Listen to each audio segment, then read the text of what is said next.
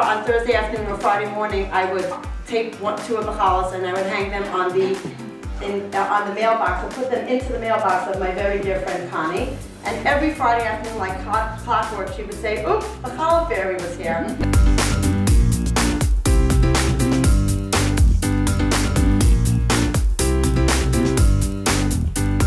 But a woman came in a few months ago and she told me that she buys 2 challah every week.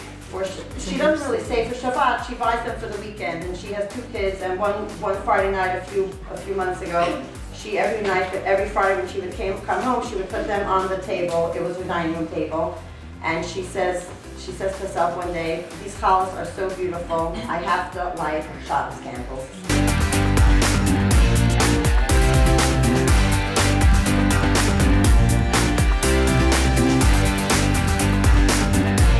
So she started lighting Shabbos candles, and every week when she comes in, I just like, my eyes light up because she lights Shabbos candles. Woo! Thank you! Oh my gosh, I just learned something. I love learning.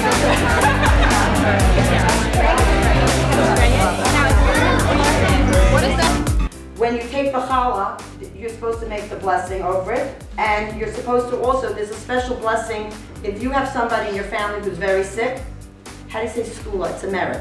If you have somebody in your family who's sick or somebody needs a special blessing, there's a special blessing that you make after you make the blessing for the pulling away of the challah, which you can ask God to send a healing to somebody. You can ask God for somebody who doesn't have proper livelihood. You can ask God for help with somebody who's looking for their spouse, for their spouse.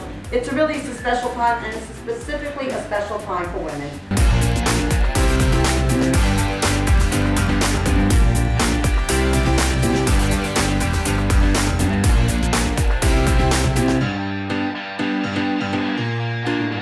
Anyway, September 11th of 2009, I get a phone call about 7 o'clock on Friday morning from one of my friends. She's like, "Oh my God, Challah, you're on the cover of the Life and Style section of the Rock and Roll News." I just was like, I go in, I look at the picture, I'm like, oh my gosh, I look horrible.